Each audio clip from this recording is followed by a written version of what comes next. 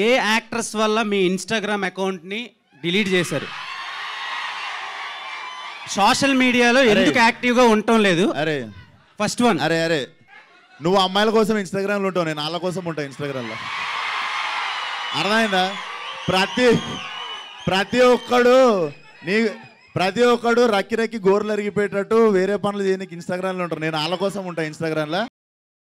Instagram ఎందుకు deactivate చేసిన అన్నది యాక్చువల్లీ చెప్తా.